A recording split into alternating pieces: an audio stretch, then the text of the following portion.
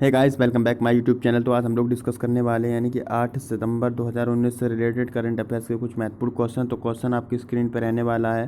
तो पहला क्वेश्चन रहेगा आपका ये वाला, यानी पहला अंतर्राष्ट्रीय स्वच्छ वायु दिवस कब मनाया गया। तो इसका राइट आंसर दोस्तों हो जाएगा 6 सितंबर 2020। तो इसको सबसे पहले यानी कि मनाने की घोषणा किसके द्वारा की गई है। तो 19 दिसंबर 2019 को संयुक्त राष्ट्र महासभा ने इसका संकल्प लिया था। और इसको सबसे पहले मनाया कब गया यानी, तो आपका राइट आंसर हो जाएगा 6 सितंबर 2020। यानी कि 6 सितंबर से इसको मनाना स्टार्ट भी किया गया है। तो पहला होगा ये, यानी कि नीले आसमान के लिए पहला अंतर्राष्ट्रीय स्वच्छ वायु दिवस होगा ये। अब हम लोग बात करते हैं इसके उद्देश्य से रिलेटेड। तो इसका उद्देश्य क्या होगा, तो इसका उद्देश्य है यानी कि जो आपका वायु प्रदूषण होता है, वायु प्रदूषण और इसकी जो इसके प्रभाव होते हैं तो उसको रोकने में जागरूकता फैलाने के लिए इसको मनाया जाएगा। अब हम लोग बात करेंगे जो वायु गुणवत्ता के मामले में। तो वायु गुणवत्ता के मामले में यानी WHO के मानक को कितने परसेंट जो दुनिया है, तो यानी वर्ल्ड में कितने परसेंट शहर ही इसके मानक को पूरा करते हैं। तो WHO का जो मानक है तो उसको सिर्फ और सिर्फ यानी कि 12% शहर करते हैं, यानी दुनिया के 12% देश शहर ही इस मानक को पूरा करते हैं। अब दुनिया में 92% यानी कि 92% आबादी जो है वो प्रदूषित हवा में यानी संपर्क में है। और इससे लगभग यानी कि 7 मिलियन जो मौतें हैं वो समय से पहले हो जा रही हैं। और इसकी अब हम लोग बात कर लेते हैं थीम के बारे में। तो जो पहला अंतर्राष्ट्रीय स्वच्छ वायु दिवस है तो इसकी थीम क्या रही, तो उसकी थीम रही है सभी के लिए स्वच्छ हवा। एंड अगला जो यहाँ पे पॉइंट बन सकता है, जैसे कि इसकी जो भारत की ओर से इसका प्रतिनिधित्व किसने किया, तो भारत की ओर से इसको किसने मनाया, तो यहाँ पे हो जाएगा पर्यावरण मंत्री प्रकाश जावड़ेकर जी ने वेबिनार के यानी कि वेबिनार के द्वारा आयोजन किया है। अब हम नेक्स्ट क्वेश्चन की ओर बढ़ते हैं। तो यहाँ पे आपको दोस्तों रहेगा क्वेश्चन ये आपके सामने, यानी हाल में आई रिपोर्ट राज्य व्यापार सुधार कार्य योजना 2019 यानी कि BRAP 2020 में प्रथम स्थान किस राज्य का रहा। तो इसका राइट आंसर दोस्तों हो जाएगा ऑप्शन ए यानी कि आंध्र प्रदेश। तो आंध्र प्रदेश ने यहाँ पे अभी हाल में यानी कि आई रिपोर्ट है जो उसमें टॉप किया है आंध्र प्रदेश ने। और यहाँ पे बात करेंगे सेकंड कौन रहा, तो दोस्तों सेकंड रहा है यहाँ पे यूपी। और थर्ड की अगर हम लोग बात करेंगे तो थर्ड कौन रहा है, तो थर्ड यहाँ पे रहा है तेलंगाना। अब यहाँ पे हम लोग जैसे कि और भी बात कर लेते हैं इंपॉर्टेंट। तो तेलंगाना थर्ड पे रहा है। और चौथे नंबर पे कौन रहा है, तो चौथे नंबर पे यहाँ पे रहा है MP। कौन रहा है, तो MP फर्स्ट पे आंध्र प्रदेश, सेकंड पे उत्तर प्रदेश, थर्ड पे तेलंगाना, फोर्थ पे मध्य प्रदेश। और आपका 5 नंबर पे कौन होगा, तो 5 नंबर पे यहाँ पे हो जाएगा झारखंड।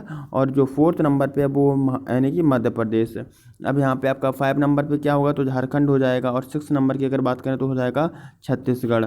एंड आपका यहाँ पे नेक्स्ट जैसे पॉइंट बन सकता है यहाँ पे, जैसे कि आपका रैंक जारी किसने किया, तो रैंक इसको जारी किया औद्योगिक संवर्धन और आंतरिक व्यापार विभाग यानी कि department for promotion of industry and internal trade. तो ये इसको यानी इसने इसको लॉन्च किया यानी इसको जारी किया, रैंक को जारी किया है। और किसकी अध्यक्षता में रैंक को जारी किया गया है, तो वित्त मंत्री यानी कि निर्मला सीतारमण की अध्यक्षता में इसको जारी किया है। अगर हम लोग बात करें जो आपका department for promotion of industry and internal trade है तो उसको फाउंडेड डेट है वो है 1995।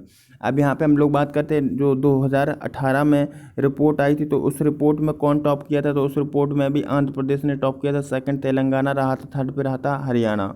हम लोग नेक्स्ट यहाँ पे जैसे कि बात कर लेते हैं यहाँ पे इम्पोर्टेंट फैक्ट। तो यहाँ पे अभी हाल में जैसे कि तमिलनाडु आपको दिख रहा यहाँ पे आपको जैसे कि यहाँ से समझ सकते हैं उत्तर प्रदेश। तो उत्तर प्रदेश अभी टॉप किस रैंकिंग में यानी टॉप रहा है, तो ये अभी मनरेगा के तहत रोजगार देने में टॉप रहा है कौन, तो आपका उत्तर प्रदेश। तो यहीं पे हम लोग जैसे और भी कई ऐसी रैंकें हैं। तो जैसे कि हम लोग यहाँ पे देखेंगे अभी हाल में जो तमिलनाडु था, तो तमिलनाडु किस मामले में टॉप किया है, तो तमिलनाडु ने अभी हाल में यानी कि जो महिला यानी कि जो आपका मुद्रा योजना के अंतर्गत जो महिलाओं को ऋण देने में टॉप किसने किया, तो वो तमिलनाडु ने किया है।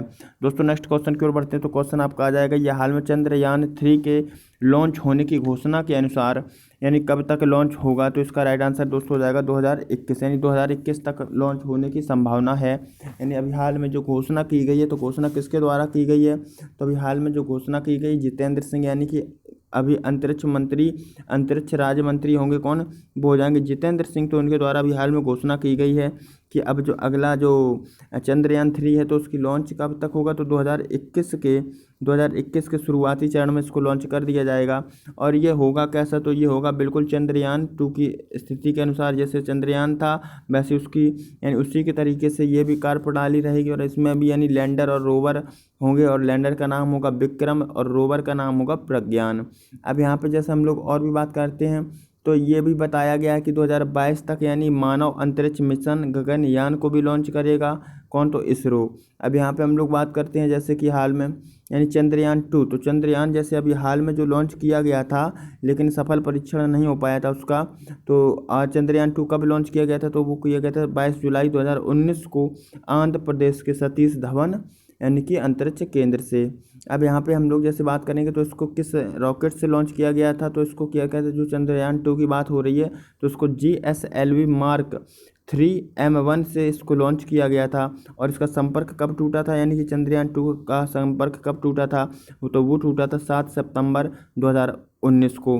नेक्स्ट क्वेश्चन आपके सामने रहेगा दोस्तों, तो क्वेश्चन आ जाएगा ये वाला, हाल में जो आपका यहाँ पे सॉरी दोस्तों यहाँ पे प्रीति लिखा हुआ है, यहाँ पे आपका होगा त्रिची, क्या होगा, तो यहाँ पे त्रिची हो जाएगा। त्रिची और हावड़ा के बीच स्पेशल सुपरफास्ट एक्सप्रेस कौन शुरू करेगा, तो इसका राइट आंसर हो जाएगा दोस्तों दक्षिण रेलवे। क्या होगा इसका राइट आंसर, तो इसका राइट आंसर हो जाएगा दक्षिण रेलवे। तो अब हाल में यानी कि ये त्रिची यानी कि तिरुचिरापल्ली जो तमिलनाडु में है, और हावड़ा जो कि पश्चिम बंगाल से संबंधित है, तो यहाँ पे ये सेवा शुरू की जाएगी। और शुरू कब से की जाएगी, तो वो की जाएगी 15 सितंबर से। कब से, तो 15 सितंबर से ये शुरू की जाएगी सेवा, 15 सितंबर 2020 से। और ये सप्ताह में सिर्फ 2 बार ट्रेन चलेगी, कितने बार, तो सप्ताह में 2 बार ये ट्रेन चलाई जाएगी। और अब हम लोग जैसे बात करते हैं दक्षिणी रेलवे की, दक्षिण रेलवे की स्थापना हुई 1951 में। हेडक्वार्टर होगा इसका दक्षिण यानी दक्षिण रेलवे का वो होगा चेन्नई। अब यहाँ पे हम लोग जैसे बात करते हैं ये स्थान कौन सा होगा, इस जोन का जो दक्षिण रेलवे जोन है तो स्थान है इसका चौथा सबसे बड़ा जोन है, चौथा सबसे बड़ा जोन है। अब यहाँ पे जैसे आपको दिख रहा होगा ऑप्शन ए यानी कोंकण रेलवे, तो कोंकण रेलवे ने भी हाल में रोल ऑन यानी रोल ऑफ सेवा शुरू की थी। नेक्स्ट क्वेश्चन दोस्तों आपके सामने रहेगा, तो क्वेश्चन रहेगा आपके सामने दोस्तों ये वाला, हाल में वोडाफोन और आइडिया ने अपना नाम बदलकर क्या रखने की घोषणा की है, तो इसका राइट आंसर दोस्तों हो जाएगा ऑप्शन डी VI, यानी कि वोडाफोन आइडिया। आपस में दोनों देखो कंपनी विलय तो हुआ ही है, तो अब हम यहाँ पे लोग बात कर लेते हैं हम लोग, जैसे कि आपका ऑप्शन दिख रहा होगा आपको रिलायंस, जैसे रिलायंस दिख रहा है तो अभी रिलायंस ने गूगल के साथ 7.73 की हिस्सेदारी की थी। और आपको दिख रहा होगा लीगो, तो लीगो ये ICICI ने जो Google assistant voice chatbot launch किया था, किसने, तो ये ICICI ने। अब यहाँ पे जैसे हम लोग अन्य जैसे बात कर ले तो वोडाफोन, तो वोडाफोन के जो यानी फाउंडेड हुआ था तो ये हुआ था 1982 में। कब, तो 1982 में। अब ये कहाँ की कंपनी है, तो इसका हेडक्वार्टर ही यूनाइटेड किंगडम में है। तो इसका जो कंपनी है तो ये कहाँ की है वोडाफोन, तो ये कहाँ से है, तो ये आपको पता होगा यानी कि नॉर्वे UK यानी कि नॉर्वे यूनाइटेड किंगडम। फाउंडेड आपको पता ही चल गया है 1982 होगा। इसके जो CEO है वो कौन है, वो होंगे नाइक रीड। एंड यहाँ पे जो हम लोग बात करते हैं फाउंडर कौन होंगे, तो फाउंडर इसके जो वोडाफोन के हैं वो हैं जेरी वेंट और अर्नेस्ट हैरिसन। अब हम लोग बात कर लेते हैं यहाँ पे जैसे इम्पोर्टेंट आइडिया, तो आइडिया और वोडाफोन, यानी कि ये आपको दिख रहा होगा तस्वीर में आइडिया और वोडाफोन, तो वोडाफोन और आइडिया जो है तो अब ये आपस में मर्ज हो गई है। तो इसका जो अब जैसे हम लोग CEO की बात करेंगे तो इसके CEO कौन है, तो इसके CEO हैं रविंद्र टक्कर। अब यहाँ पे फाउंडर इसका कौन है, तो इसका फाउंडर बन जाएंगे कौन, कुमार मंगलम बिरला। फाउंडेड कब हुई है, तो इसकी डेट बदल जाएगी, फाउंडेड है यानी कि 31 अगस्त 2018। और हेडक्वार्टर इसका होगा चंडीगढ़ जो गांधीनगर गुजरात। क्या होगा, गांधीनगर गुजरात। अगला क्वेश्चन नेक्स्ट रहेगा दोस्तों, तो ये आ जाएगा, हाल में सीमा यानी कि SIMA के नए अध्यक्ष के रूप में किसे नियुक्त किया गया है, तो इसका राइट आंसर हो जाएगा केनिची आयुकावा। क्या हो जाएगा दोस्तों, तो इसका राइट आंसर होगा केनिची आयुकावा। इनको 2 साल के लिए नियुक्त किया गया है, किसके स्थान पर नियुक्त किया गया है, तो ये भी जानेंगे हम लोग। तो ये पहले जो आपको दिख रहा है केनिची आयुकावा, तो ये मारुति सुजुकी में यानी MD CEO है, कौन है, तो MD CEO हैं। अब यहाँ पे जैसे और भी इम्पोर्टेंट पॉइंट होगा, तो जैसे कि ये यानी चुने गए हैं तो ये किसका स्थान लेंगे, तो ये लेंगे राजन बडेरा का। यहाँ पे उपाध्यक्ष भी चुने गए हैं, तो उपाध्यक्ष किनको चुना गया है, तो उपाध्यक्ष चुना गया है विपिन सोंधी को। विपिन सोंधी को, जो कि आशीष यानी अशोक लीलैंड में MDCO के रूप में कार्यरत हैं। अब हम लोग यहाँ पे बात करते हैं सेमा यानी कि society of Indian automobile manufacture है, तो इसका फुल फॉर्म। अब हम लोग जैसे यहाँ पे और भी इम्पोर्टेंट फैक्ट रहेगा, तो इसका यानी कि स्थापना कब हुआ है, तो इसका स्थापना सेमा का स्थापना हुआ है 2012 में और हेडक्वार्टर होगा न्यू दिल्ली। अब ये क्या है, तो ये सेमा जो SIMA है, ये भारतीय मोटर वाहन उद्योग का सर्वोच्च निकाय है। यहीं से नेक्स्ट क्वेश्चन दोस्तों रहेगा, तो नेक्स्ट क्वेश्चन आपके सामने आ जाएगा ये वाला, हाल में FADA का अध्यक्ष किसे नियुक्त किया गया है, तो उसका राइट आंसर दोस्तों हो जाएगा ऑप्शन कौन सा, तो ऑप्शन होगा ए यानी कि विकेश गुलाटी। इनको किसके स्थान पर रखा गया है, तो इनको किसके स्थान पर नियुक्त किया गया है, तो आशीष हर्षराज के स्थान पर इनको नियुक्त किया गया है। हम लोग जैसे बात करते हैं FADA का मतलब क्या होगा, तो FADA का मतलब है federation of automobile dealer association. इसकी स्थापना कब हुई, तो इसकी स्थापना हुई 1964 में। इसका हेडक्वार्टर कहाँ हो जाएगा दोस्तों, तो हेडक्वार्टर हो जाएगा न्यू दिल्ली। नेक्स्ट क्वेश्चन दोस्तों रहेगा, तो आपके सामने ये आ जाएगा क्वेश्चन, तो हम लोग देखेंगे हाल में किसने मास्क जो आपका मास्क होगा, मास्क के कीटाणु रहित करने के लिए चेकर डी कोब विकसित किया है, तो इसका राइट आंसर दोस्तों हो जाएगा क्या, तो इसका राइट आंसर होगा ऑप्शन यानी कि IIT दिल्ली। क्या हो जाएगा, तो IIT दिल्ली होगा। तो IIT दिल्ली के यानी कि इनक्यूबमेंट जो आपका इनक्यूबटेड जो आपका है स्टार्टअप चक्र इनोवेशन, तो उसके द्वारा इसको लॉन्च किया गया है। और ये N95 यानी कि N95 मास्क को कीटाणु शोधन करने में सहायक है।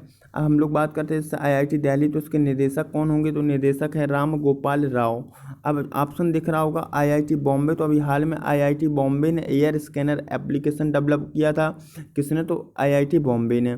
CSIR की बात करें तो CSIR ने अभी हाल में यानी कि एक सबसे बड़ा सोलर ट्री विकसित किया है। किसने, तो CSIR ने। माई लैब की अगर बात करें तो माई लैब ने कोविड-19 टेस्टिंग के लिए कम्पैक्ट सिस्टम जो अभी यानी कि इस कम्पैक्ट एक्सेल सिस्टम लॉन्च किया था, तो किसने, तो वो होगा माई लैब। नेक्स्ट क्वेश्चन दोस्तों रहेगा, तो आपके सामने क्वेश्चन आ जाएगा ये वाला, हाल में जो यान वेल जो हैं, तो उन्होंने सभी मैच के सभी प्रारूप से संन्यास की घोषणा कर दी है, तो वो कौन होंगे, कहाँ किस देश से होंगे, तो उसका राइट आंसर होगा इंग्लैंड। क्या हो जाएगा दोस्तों, इसका इंग्लैंड होगा इसका राइट आंसर। अगर हम लोग यहाँ पे बात करते हैं जैसे कि आपके यान वेल की, तो यान वेल जो हैं, तो इन्होंने मैच की अगर बात करें तो मैच इन्होंने खेले हैं कितने, तो 118 मैच खेले हैं टेस्ट। और वनडे की अगर बात करें तो वनडे इन्होंने खेले हैं 161 वनडे मैच खेले हैं। और अगर T20 की बात करें तो 8 T20 मैच खेले हैं। अभी हाल में जैसे हम लोग बात करेंगे, जैसे वनडे से जो संन्यास इन्होंने लिया था, तो वनडे से इन्होंने संन्यास ले लिया था 2015 में। कब, तो 2015 में ही ले लिया था। यहाँ पे श्रीलंका आपको ऑप्शन में दिख रहा है, तो श्रीलंका की थरंगा ने अभी हाल में संन्यास लिया है। ऑस्ट्रेलिया के कैमरन वाइट ने संन्यास लिया है। और इंग्लैंड की जो महिला क्रिकेटर है लॉरा मार्श, तो उन्होंने भी अभी हाल में संन्यास ले लिया है। भारत के खिलाड़ियों की बात करें तो भारत की दृष्टि से देखेंगे तो अभी महेंद्र सिंह धोनी और सुरेश रैना ने संन्यास लिया है। तो हम लोग नेक्स्ट क्वेश्चन की ओर दोस्तों बढ़ते हैं। तो क्वेश्चन आपके सामने रहेगा ये वाला, यानी हाल में फार्मूला 1 इटालियन ग्रैंड प्रिक्स 2020 किसने जीती, तो इसका राइट आंसर दोस्तों हो जाएगा ऑप्शन पियरे गैसली। क्या होगा, तो इसका राइट आंसर दोस्तों हो जाएगा पियरे गैसली। तो इन्होंने अभी हाल में टॉप स्थान ग्रहण किया है। सेकंड पे कौन रहा, तो सेकंड पे रहे हैं कॉर्ले जूनियर। थर्ड पे कौन रहे, तो थर्ड पे रहे हैं लॉन्स स्ट्रोक। कौन रहे, तो लॉन्स स्ट्रोक रहे हैं। और फोर्थ की अगर बात करें तो अभी आपको यानी जो लुइस हैमिल्टन आपको दिख रहा है ऑप्शन फोर्थ जो डी दिख रहा है, तो ये रहे हैं 7वें स्थान पे। कौन, तो ये 7वें स्थान पे रहे हैं। क्यों रहे हैं 7वें स्थान पे, ये हालांकि ग्रैंड प्रिक्स जो भी हो रही हैं सब में टॉप रह रहे हैं, लेकिन इस बार इन पे पेनल्टी लगी, यानी 10 सेकंड की स्टॉप और गो पेनल्टी लगी, इसलिए इनका रैंक जो है वो 7 नंबर पे पहुंच गया है। अगर बात करें जो आपका फार्मूला 1 बेल्जियम ग्रैंड प्रिक्स किसने जीती, तो वो भी जीती थी लुइस हैमिल्टन ने। और इसके पहले जो हुई थी स्पेनिश यानी कि फार्मूला 1 स्पेनिश ग्रैंड प्रिक्स, तो वो भी जीती थी लुइस हैमिल्टन ने। और 70वीं एनिवर्सरी यानी ग्रैंड प्रिक्स की बात करें तो इसको जीता था मैक्स वर्स्टैपेन ने। थैंक यू आप लोग। अब देखो वीडियो अगर देख रहे हैं तो आप लोग को बहुत बहुत धन्यवाद। और अगर आप लोग यानी कि किसी भी एग्ज़ाम से रिलेटेड यानी कि जैसे NTPC है तो इसका डेट आ चुका है, तो आप लोग लग जाइए बिल्कुल तैयारी में। और करंट अफेयर्स वहाँ पे अधिक से अधिक पूछा जाता है, तो इसके लिए अगर आप लोगों ने चैनल को सब्सक्राइब नहीं किया है तो चैनल को सब्सक्राइब भी कर सकते हैं। और इस वीडियो को आप लोग दोबारा पॉज करके और प्ले करके आप लोग यानी कि इसका नोट्स भी बना सकते हैं। और चैनल को अगर सब्सक्राइब नहीं किया तो सब्सक्राइब कर लीजिएगा, लाइक कर दीजिए, शेयर कर दीजिएगा। और आपको फिर मिलते हैं कल इससे यानी कि प्लेटफॉर्म पे एक नई वीडियो के साथ। तब तक के लिए धन्यवाद। Thank you.